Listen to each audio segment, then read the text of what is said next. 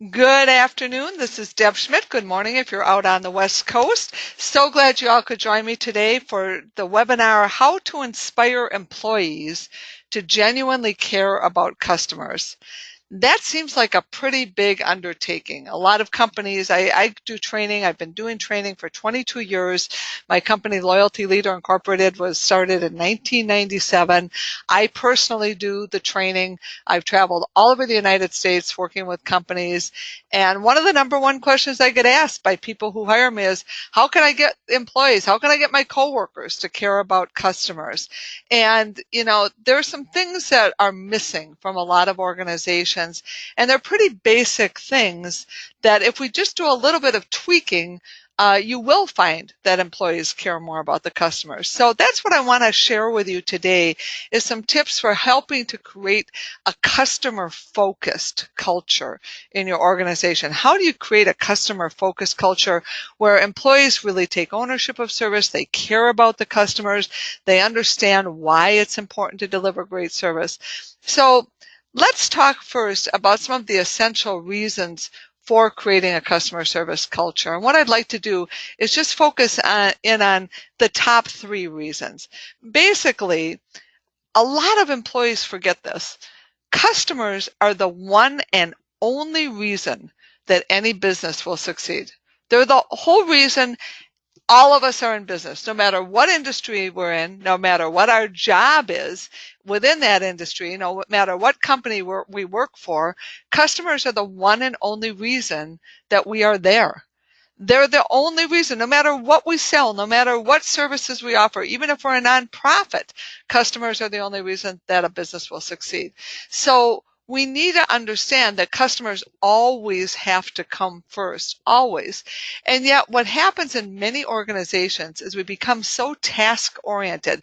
We become so focused on all those things that we need to get done every day that we forget about building relationships with the very people who are keeping us in business. And what goes in hand with that is that we also need to understand that the whole reason we have our jobs is because of the customer. But yet many employees view customers as an interruption of their work rather than the reason they're there. So I really want to talk about this today on how do you create that environment where employees really understand that the whole reason for their job are those customers. They're not something that gets in the way of their job. They're not an interruption of their day. They're not an annoyance. Sometimes customers can be annoying, I'll grant you that, but they're the reason we're there. The next reason to create a customer-focused workplace is that loyal customers boost profits, and when profits are boosted, job stability increases and career opportunities open up for employees. So again, helping employees to understand the what's in it for them. Why should they put the customers first? Well, if a company isn't profitable, a lot of things start to go away. One of the first things that goes away is benefits. And I've seen this all across the country where companies have eliminated a lot of benefits for their employees because they simply can't afford to offer them anymore because they're losing customers. And the reason they're losing customers is because employees aren't putting customers first. So again, it begins to tie together. We also understand that the next thing that goes away is career opportunities. If you're in a company that's not thriving, where there's not good customer retention, and we're not keeping those existing customers, then what happens is there's not really a lot of ability to move up the ladder because they're not going to invest in the employees. The company's not going to invest in employees if they're not making money. And then finally, job stability. And we see this all the time. Companies laying off lots and lots of employees because they're losing customers. And when they lose customers, they lose profits. And when they lose profits, jobs get eliminated. So those are the first 2 reasons. The third reason is that we have to understand that customer loyalty, in other words, learning how to keep our existing customers, it's earned. And we need to earn customer loyalty by exceeding customer expectations, not simply by meeting their expectations. So customer satisfaction doesn't apply. We've got to we've got to build loyalty. One of the number one mistakes that companies make is that they focus so much energy and money on generating publicity and marketing to bring in new customers that they forget about building loyalty with their existing customers. And so they lose customer retention. So what happens is you got customers exiting out one end of the pipeline while you're bringing new customers in. Well, that doesn't build profitability. So the main three reasons to create a customer focused workplace, which is going to help you to inspire employees to feel like they care about the customers, is understanding customers are the only reason any business succeeds. Loyal customers boost profits, job stability, and opportunities for career growth. And loyalty is earned. So we've got to exceed our customer expectations. But that becomes the focus of every employee. Another thing to keep in mind are some interesting statistics that I've seen not too long ago. If you're losing good employees. So if you've got good employees who do care about customers, but they're leaving because they don't feel valued, they don't feel supported, they don't feel like they're in a customer focused environment. If you're losing these employees, you're also losing customers. And the reason for this is because good employees build relationships with customers. So when we lose an employee, when an employee leaves, then what happens is those relationships are severed with the customer. And that can create chaos. It creates a disconnect between the customer and the company. And so anytime you lose good employees, you're severing these relationships with these customers, because a lot of customers, they get to know employees and they want to have these relationships with them. They want to feel like the people on the other end know who they are. Another thing to keep in mind is that in order for you to build loyalty with your employees, you need a strong internal foundation.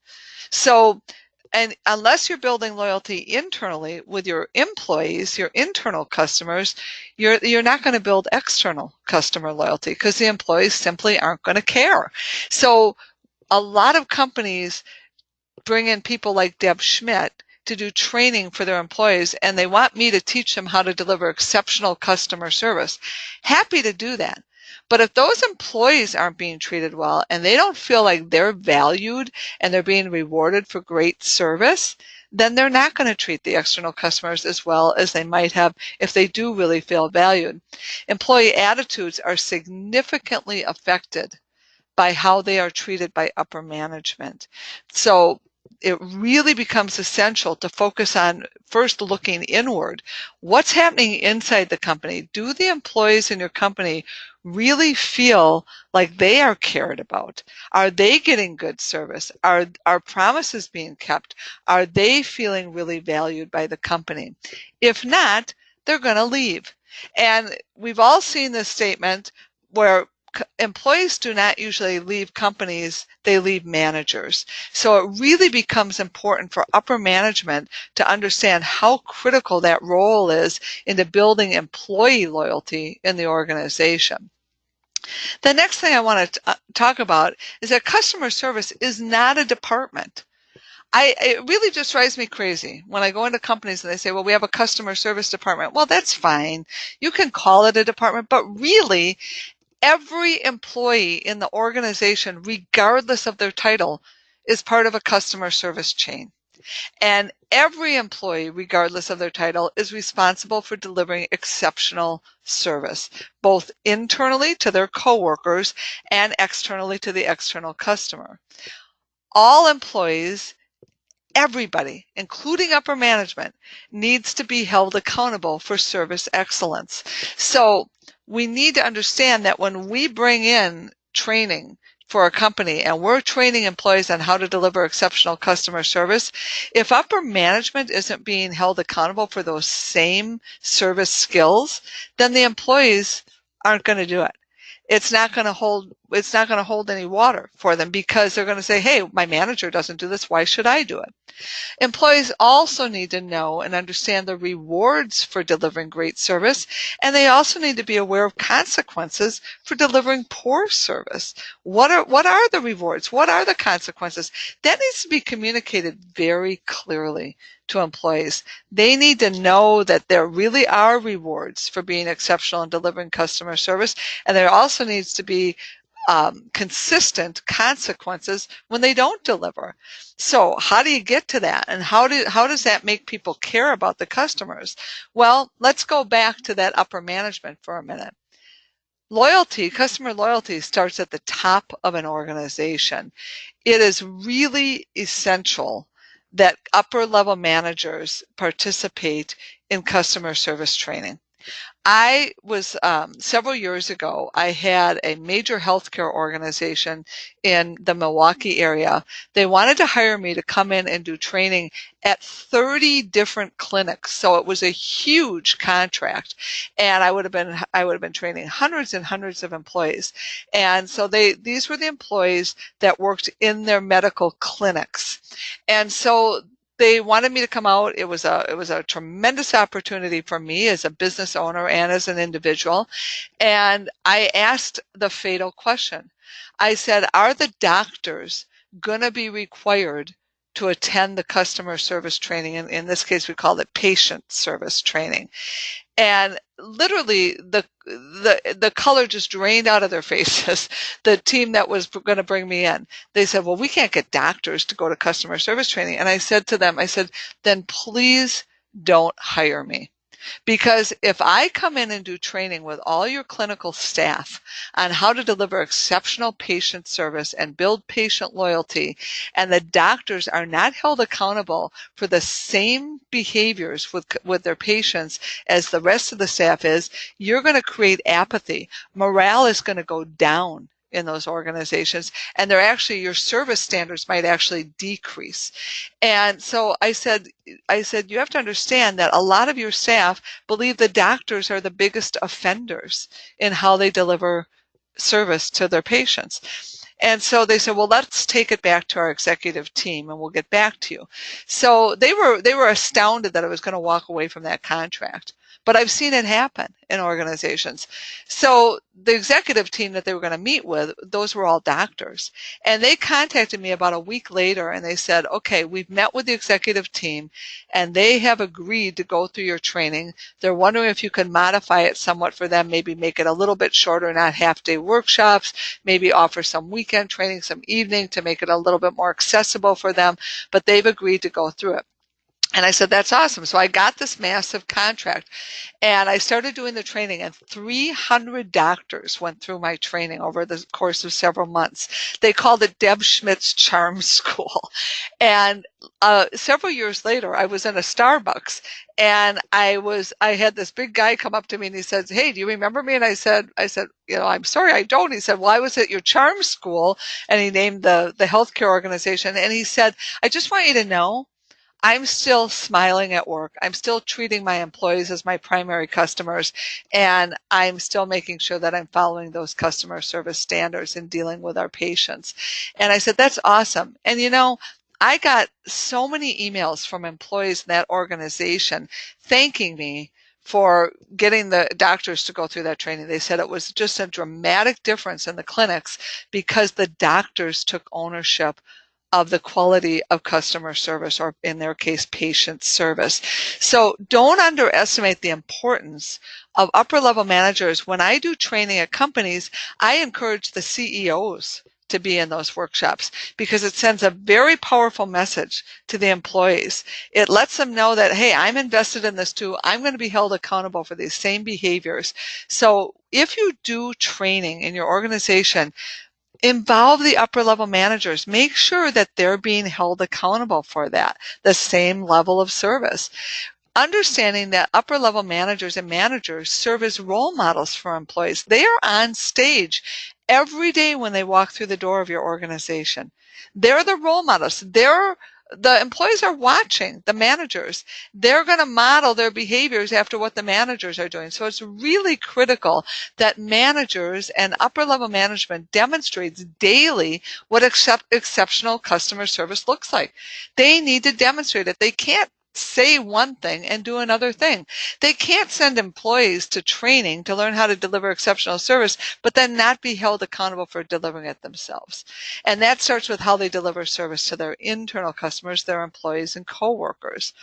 They also need to know what's going on in the training so that back in their departments, they can support and reinforce those customer service skills that the employees have learned. So really critical to involve upper level managers in customer service training. Loyalty in organizations always start at the top. Once you've decided that you want to create this customer-focused workplace and you want to inspire your employees to care about customers, the next step is then you need to take a look at what's going on in your current workplace. We need to evaluate some things right what's going on right now currently. So one of the first things to look at, is there a clearly defined mission statement in your organization? And does that mission statement include customer care? Does it include building strong customer relationships? If not, you may want to revisit that mission statement and ask yourself, what can we do to redefine this mission so that the customer is coming first in our mission? Not every organization includes that. The next step is, do the employees understand that mission? And do they understand how their jobs support the mission? In other words, do they know why they are expected to deliver exceptional customer service? What about their job? What about their role in the company supports that mission? We tell our employees how to do things. We tell them what to do. We tell them when to do it, but we don't always tell them the reason why they're doing things. How does what they do support the company mission? How does what they do impact the customer relationships? And you need to really boil it down to department by department and employee by employee. Does every employee fully understand how they impact the organization and the way they choose to operate within their jobs? And even the way they handle a phone call, do they understand how that impacts the company mission? And then finally, do employees know what's in it for them? Do they understand the importance of building loyalty and increasing profits and customer retention and how that impacts their career success, how that impacts their professional credibility, how that impacts their job stability? So again, this stuff needs to be communicated very, very clearly and openly and frequently with employees. It needs to be reinforced on a regular basis within companies. So one of the first things you do is evaluate your current workplace based on these factors. The next thing you need to do is start to look at some assessments. We need to assess what our current customer service strengths are. So some things to look at are, what are your current customers saying about service in your company? What's the feedback? What are you hearing from customers in that company? And I'm not talking about just doing written customer service surveys. I'm not even a big fan of those, quite frankly. The best thing to do is ask your frontline employees, what are customers saying about you? What do they like? Do they feel like they're dealing with friendly employees? Is every employee friendly on the phone? Or is it just a rare few? Are there employees that are considered not friendly on the phone? What kind of feedback are you getting from your customers about service, about employee friendliness? Look around. If you're in management, you know very well which employees are always friendly and which employees aren't. You know which employees show up with a positive attitude every day. Are all your employees dressed professionally? Do they reflect a culture of professionalism in your organization? Or have your guidelines for dress codes gotten a little bit lax? And is that sending a negative message to your customers? Do your employees take ownership of service? And what I mean by ownership is, are they focused on finding solutions for customers, or do they use the words can't, won't, and don't a lot in their customer conversations? Are they using guidelines and company rules and policies as excuses for not delivering exceptional service? Or are they looking for ways to partner with customers and really become a partner with customers to try to help them find the solutions, help them get what they genuinely need? Do they really care about the customers? Does it come across? Do they enthusiastically embrace change in the organization? So there's two kinds of employees that work in organizations. The first group I call the feet planters. These are the people who plant their feet and say, that'll never work. We tried that in 1998, didn't work then, won't work now.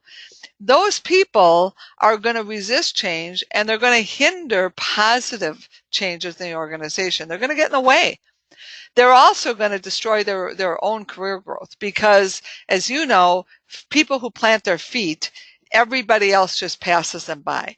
So are your employees open to change? Are they enthusiastic? Because as you and I both know, the one and only thing you can count on in any company today is change.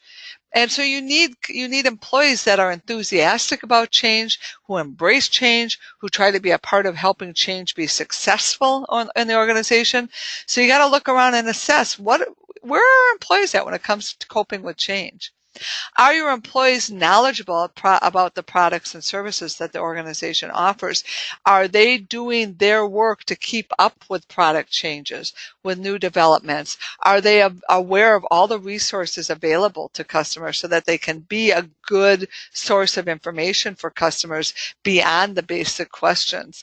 Are you providing training, ongoing training, to keep them abreast of changes in the organization? And then finally, and probably most importantly, do your employees treat one another with respect? And we can tell that pretty easily. And guess what? Your customers can tell as well. They can tell when employees get along in organizations. Even if they only ever deal with you by email and by phone, they can tell.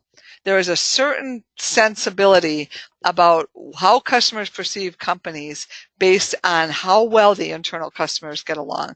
So assess these strengths. Where are you good at? What's good? What's going well in the company? What are the strengths in the company? And then, of course, the next step, a little more painful, is what are your customer service weaknesses? What do customers complain about? Now, are customers being viewed as an interruption of work?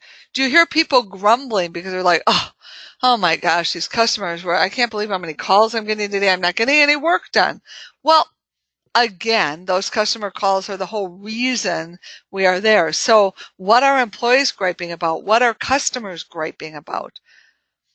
Is email being used as an excuse not to talk to customers or coworkers? Email does more damage to customer and coworker relationships than any form of communication. It's doing a lot of damage in companies.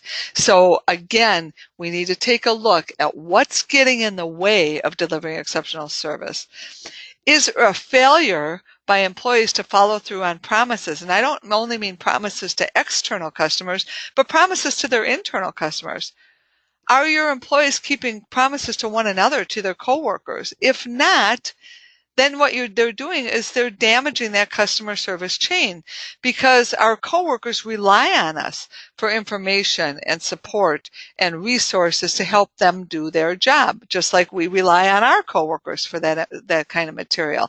And so if people don't follow through, that ultimately goes out and reaches that external customer. And then do customers need to repeat their request multiple times because nobody is taking ownership of it? If a customer has to repeat the same request more than once, we've done a poor job, because a customer should never have to make the same request twice. That means nobody's taking ownership. And the other thing, when you look at complaints, are you hearing the same complaint from more than one customer? If so, then there's an issue within the organization that needs to be resolved. If more than one customer is complaining about the exact same thing, then there's an internal issue that needs to be fixed.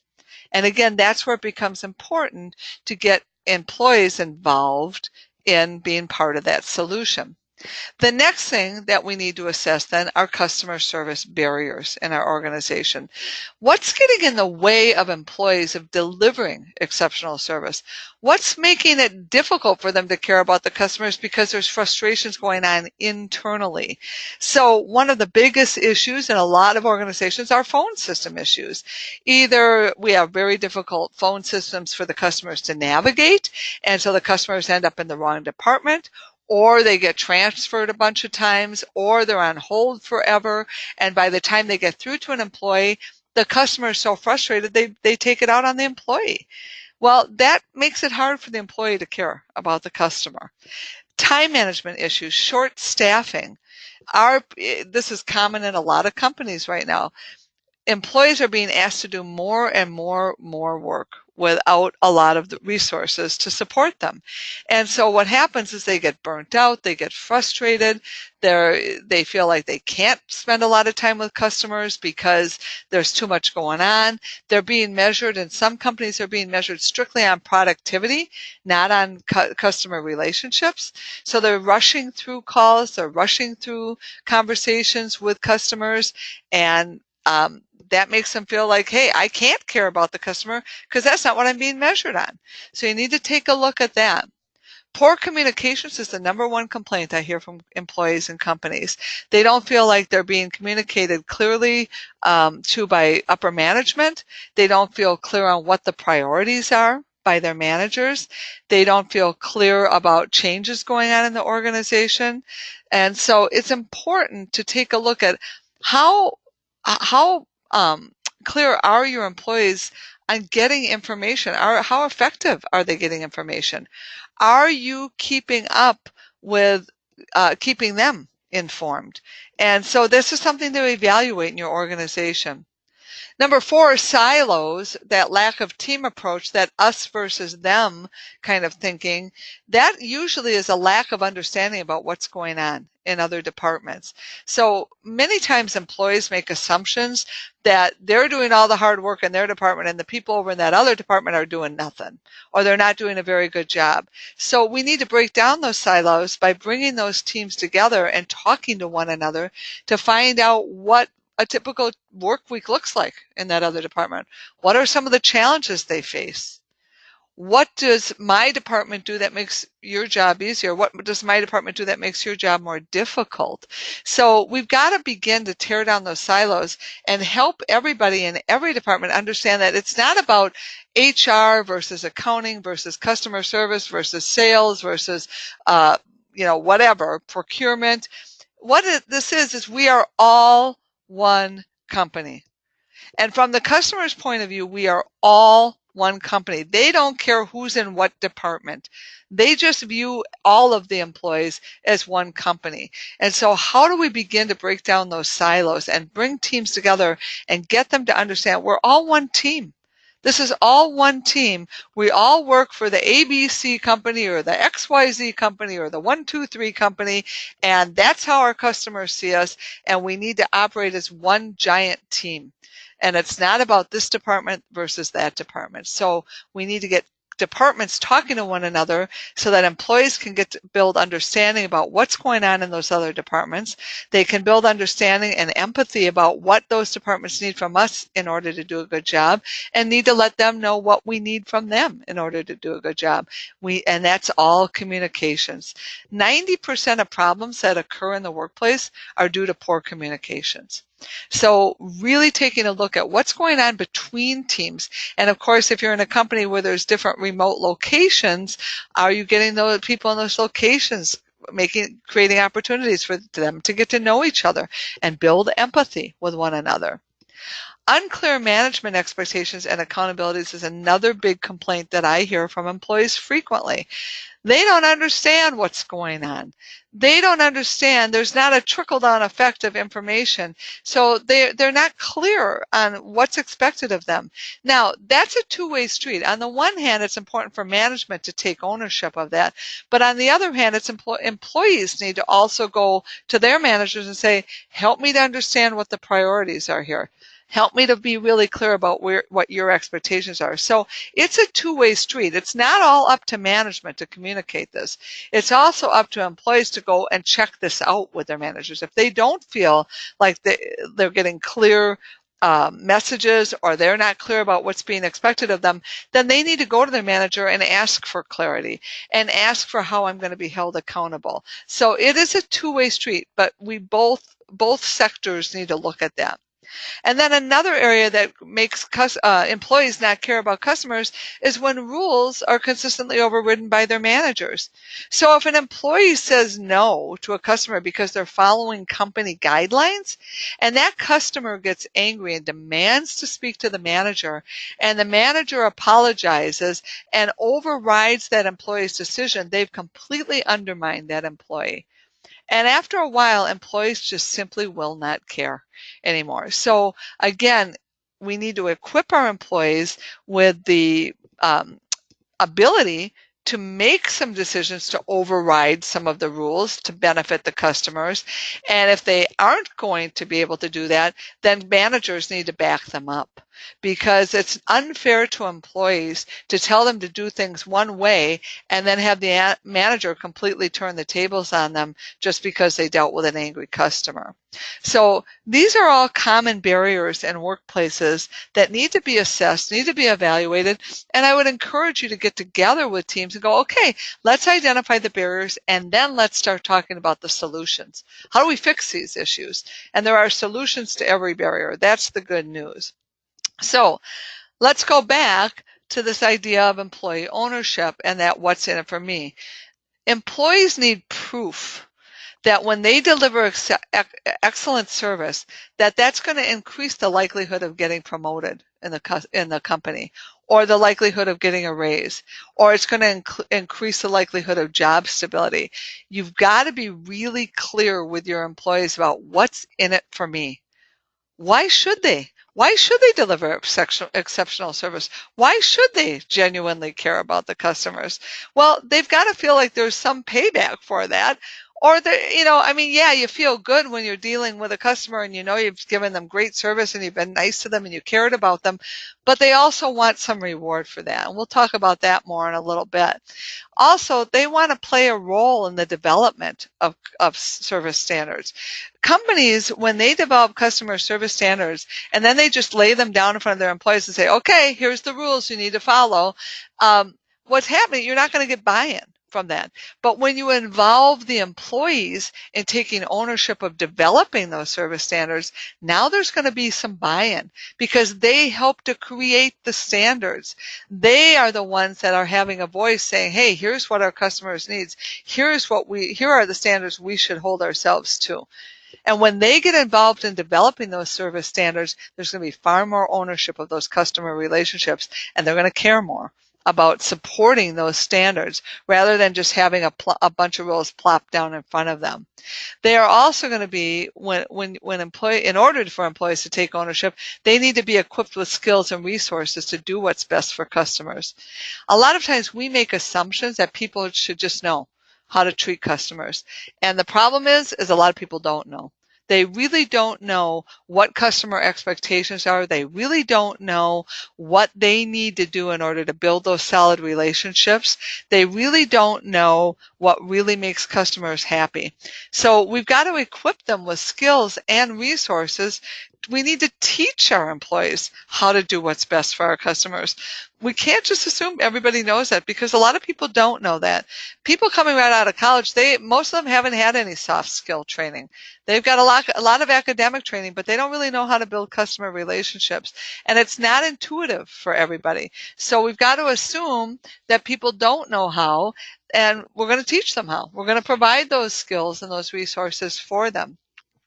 So inviting employees to take ownership of service is really critical. But employees need proof that it's going to increase the likelihood of success for them. They need to play a role in developing service standards, and they need to be equipped with the correct skills and resources in order to do what's best for their customers. Now, the next thing we need to do then is develop this clear-cut set of service standards. So again, in your dashboard, you'll see that I put a poll in there asking if your company has a set of service standards. Before we're done today, if you wouldn't mind taking that poll, I'd appreciate that. I'd like to see how many companies on board with me today actually have standards in their company. But there's got to be two sets of standards. There needs to be company-wide umbrella standards. You want to see what this looks like? Go to websites like Zappos.com or the Ritz-Carlton or Starbucks, and you're going to see their service standards right up there on their websites. But you also need to boil it down to department-specific standards, because what kinds of customer service is needed in the IT department may not make sense for the customer call center. So you need this company-wide set of umbrella standards, and then you need department-specific standards. And again, the more you involve employees in participating in the development of these standards, the more likely they're going to buy in and take ownership of delivering exceptional customer service. But then, once these standards are developed, they need to be communicated clearly and frequently to employees, not just repeated, but we need to engage them. What did we do this week that built loyalty with our customers? What did we do that damaged a relationship with a customer? What could we do differently? You need to get dialogues going when it comes. Having standards in your company are absolutely pointless if you aren't engaging employees and you're not dialoguing those standards on a regular basis with employees and getting feedback from the employees on how it's going on delivering these standards, and inviting. And remember, customer service standards are dynamic. This isn't a static set of standards. This is something that keeps evolving and changing as customer needs evolve and change, or as you get more open customer feedback so that you know what's working and what isn't working. The other thing you need to do is you need to hire friendly employees. Now that seems so logical, doesn't it? If you really want to build a culture of customer service excellence and you want employees who genuinely care, you need to build a team of trainable employees who are easy to motivate. If you look in your handout, you'll see that it is absolutely impossible to force someone to have a positive attitude. Hire people for attitude. You can teach them skills, but it's very difficult to change a customer attitude, or excuse me, an employee attitude. And I have people, when they hire me to come in and do training, they will ask me, they'll say, well, you'll see we've got these people in your training workshop. You'll know who they are that have a negative attitude. Can you fix them? And I tell them, absolutely not. I can't change somebody's attitude. I can get them to take a look at themselves. I can get them to understand why it's going to impact their professional and personal credibility if they have a negative attitude, but I'm not going to change them. And so the bad news is you can never really change another person's attitude. The good news is you can change who you hire so that you're starting with positive attitudes. And we'll talk about how you pick those people in a minute. Also, looking on your handout, negative employees will tend to complain and gossip no matter how elaborate your training resources are in the company. And negative employees with a negative attitude, they're like viruses, and they can do a lot of damage, not only to internal relationships, to their coworker relationships, but their customers as well. I've seen customer relationships that have taken months and even years for a company to build, destroyed in a single 30-second phone call because of an employee with a negative attitude. So you really need to be aware of, are you hiring the right people? How do you hire the right people? Well, there's all kinds of tips in your handout on page 5. I'd like to focus on a few of those for you.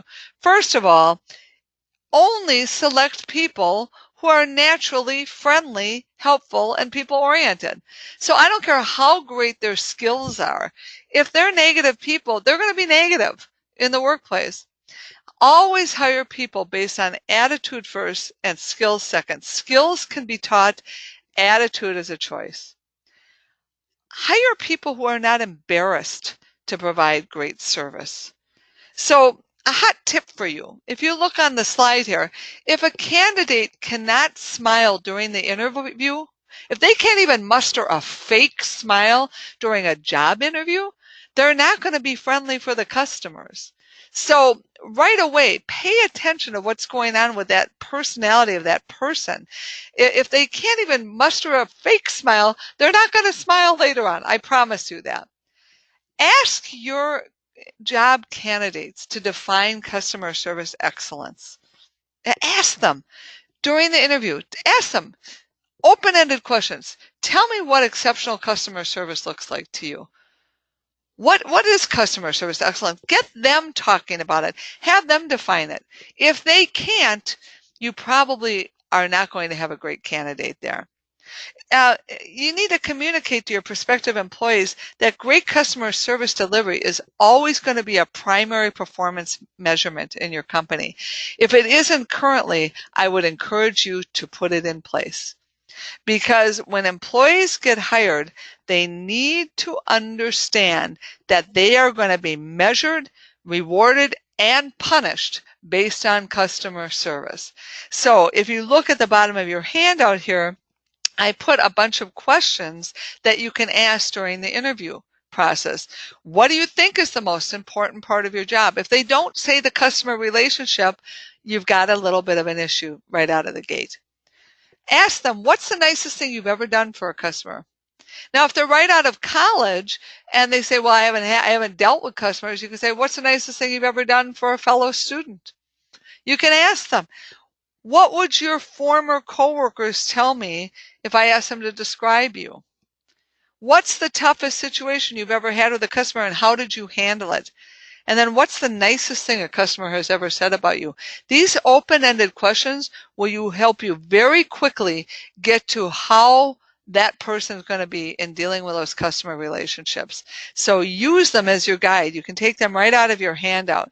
If you want employees that put customers first, then you need to put customer service first during that selection process. So I gave you a whole sheet there in your handout to help you with some guidelines on that. The next thing that we need to talk about is rewarding and recognizing great service. In too many companies, the only time employees receive a lot of attention is when things go wrong. So one of the primary reasons that employees develop apathy toward their customers is because no one is recognizing their good work. So we need to catch our employees and coworkers doing things right. It's real easy to catch people doing things wrong, isn't it? But we need to catch them doing things right. And we need to deliver sincere compliments and sincere recognition. I worked for a company many years ago, and I had a boss. We called him Hi, How Are You, Howard. He was a joke in the company. And the reason he was a joke is he'd walk through the building, he'd point at you and smile and say, hey, how are you? Hi, how are you? Hi, how are you? And everybody went by. And we would laugh about it. We'd go, well, how many hi, how are yous did you get today? You know, and people go, oh, I got 7. And go, wow, wow. And then he came up to me one day and he said, hey, Deb, you're the best. And I went home, I told my husband, I said, Howard said I'm the best. And my husband said, at what? I said, oh, I don't know. He didn't mention it. And then I started watching him, and he would walk up to people all the time and say, Bob, you're the best. Cynthia, you're the best. Eleanor, you're the best. And I realized it was all fake. And he became a joke, and people were making fun of him behind their back, and none of his compliments counted. So when you catch your employees doing things right, be very specific about what they've done right. Go up to them and say, George, I heard you on that phone conversation with the customer. It sounded like a challenging call. I really admire the way you handled that call. Really great job. So the more specific, the better, and the more sincere, the better. Recognize employees for doing great work in front of their coworkers, in front of their peers. Recognition goes much further in developing a team of employees who genuinely care about customers. They want to feel like, hey, I'm being noticed for being really caring to my customers. Recognition goes much further even than pay increases. People want to feel acknowledged for delivering great service. Here's why customer service initiatives fail in a lot of companies. One of the main reasons is there's a lack of foundation in place to support the customer-focused culture. So I will see companies that they say, we're going to do a whole customer service initiative and our theme is going to be this and it's going to be great and we want all of our employees to get on board, and they maybe they have a speaker come in, or they have training, and they create beautiful posters, and they build it into their mission statement, and they do all this, and then 6 months later, the employees are saying, whatever happened to that? I don't hear about it anymore. Are we still doing that? And so when you launch a customer service initiative, you've got to keep the momentum going. And the way you keep the momentum going is by ongoing communications, by inviting employees to get involved. Another reason that they fail is because there's a lack of upper management support. So they're paying lip service to the customer service initiative, but they're not demonstrating what exceptional customer service looks like for their employees. Another reason they fail is lack of employee engagement in the development process. As I mentioned before, employees need to get involved in developing these service initiatives. If they're involved, they're engaged. If they're engaged, they're going to take ownership of it. And then finally, a lack of a long-term plan to keep the momentum going. How are you building it into your team meetings? Are you having conversations? It should be the number one agenda item in every team meeting. What are we doing right now to support our customer service initiative?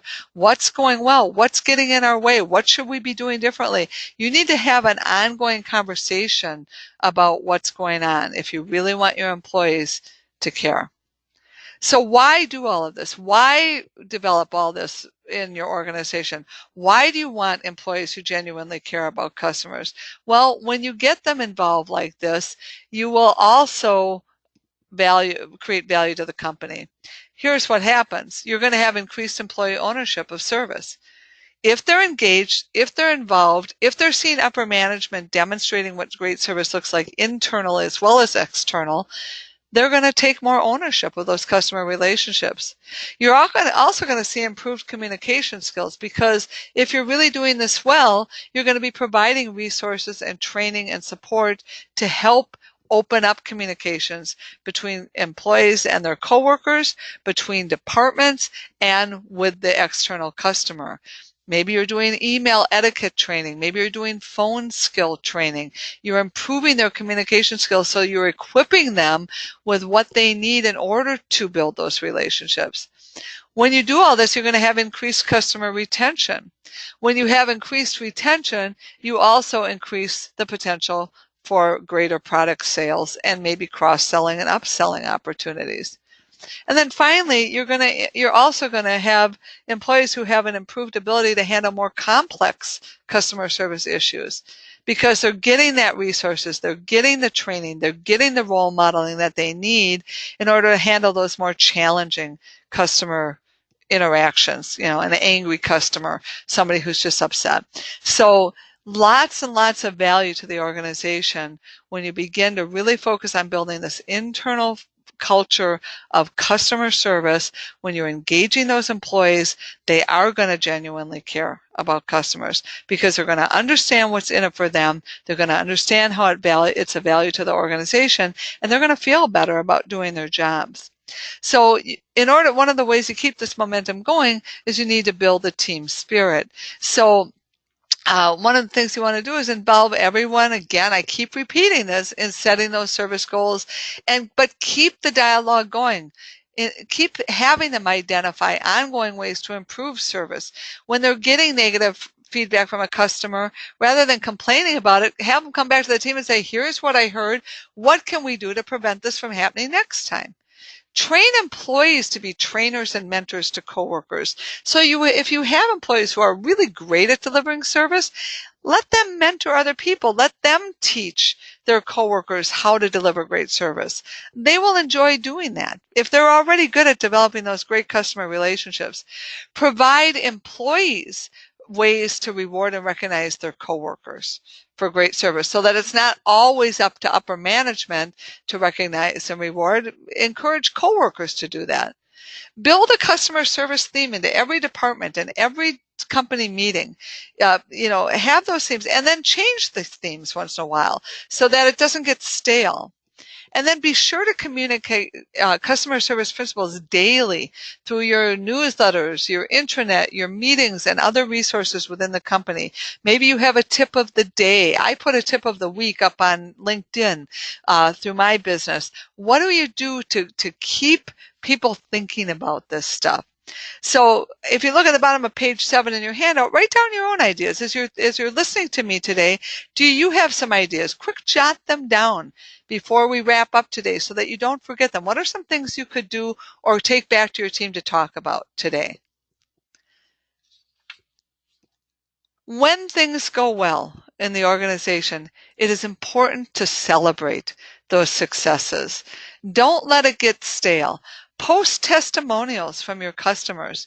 If you get a thank you card or a thank you email or a thank you voicemail message from a customer, put it out there for everybody to see so that people can again feel recognized and feel motivated and energized by positive feedback from the customers. Sadly, in a lot of companies, we think the only time we're hearing from customers is when they're complaining, and that's not true. Customers do compliment us. We need to share that with everybody. So if you have a great success story, or maybe it's something that went well from the get-go, maybe it was a problem that got resolved and turned around by an employee, print those in your company communications. Share this. It creates momentum. It creates energy. It's positive reinforcement. Unexpectedly reward an employee or a team for going the extra mile for a customer. Maybe it's just a pizza luncheon. Maybe it's bringing treats. Take the whole team to lunch. Bring treats when a customer has complimented even one member of the team for a job well done. Reward the whole team for it because that's what builds that team spirit. If you have exceptional employees, feature them on your website. Give them that recognition. Don't focus your energies on the negative employees. We spend way too much time trying to fix those people instead of celebrating those wonderful, loyal, caring employees that we have in our organizations. And then last but absolutely not least, be sure you do invest in training.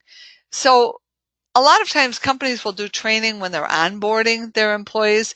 They'll just, bring them on. They'll run them through an orientation. They'll do some initial training. But then it kind of falls off the wayside. So telling employees to be friendly is not customer service training. Employees need to learn through frequent and interactive training programs. And that can be an on-site class, bringing in outside trainers like me. It can be internal training. View training as an investment, not as an expense, and let your employees know that the reason they're being invited to participate in training is because you believe in them and you want to invest in their career success. Also, basic service principles must be continually reinforced. You can't train once and then never bring it up again because people get too busy and they get into bad habits and they get overwhelmed in their jobs and they do become task oriented. So we need to keep reinforcing those basic service principles to keep it out in front of them and to keep it fresh. Training makes employees feel valued, and that's why it must take place throughout the year and be offered in a variety of different formats in order to keep employees engaged. Not all training works for all employees, so you need to mix it up a little bit. If you want your employees to feel valued, you need to make sure that they get training and that's why we view it as an investment in their success. So training resources, there's all kinds of them out there for you. You got your on-site workshops with outside experts. You have off-site workshops where you can send a few employees to a workshop. Then you can have them come back and do lunch and learns with their coworkers. You can, if you have people who are exceptional in certain areas, have them do on-site training internally. That makes them feel important, makes them feel valued, but please don't set them up to fail. Make sure that they've got the skills and the resources to look good and succeed when they do in-house training. Lunch and learns are a quick and easy way to reinforce principles. You can do it through webinars. There's all kinds of resources out there. I offer all kinds of webinars. I record every webinar that I do. Some, like today, are free, and some there's a small fee. But when you spend $199 for a webinar, you can build a training library. So build training libraries, not only with webinars, but with books, with podcasts, make tip sheets available to your employees, but make sure that you don't just hand them to them. So if you take a look, here's a list. So here's today's webinar. And then I've got all these recorded webinars available. And, you know, some are how to deal with an angry customer, how to manage workplace change, how to deal with difficult people, how to build loyalty with angry customers, email etiquette. I've got tons of webinars. There's tons of webinars out there. There's lots of resources available for you. So don't limit yourself. Make sure that you're building a training library that's available to your employees and encourage them to get in there and use it. So in closing today, what I'd like you to do is just really encourage you to go back and really assess what's going on in your workplace, assess what your strengths are, assess what your weaknesses are, what sort of tools and resources and role modeling is going on in your company that reinforces your employees' desire to deliver caring service. So really think about what's going on in your organization. And if you want employees to genuinely care about customers, then you need to let them know how valued they are in the company, and you need to get them involved in setting those service standards. So I'd like to wrap it up right now. I'm going to open it up. If anybody has questions, please let me know.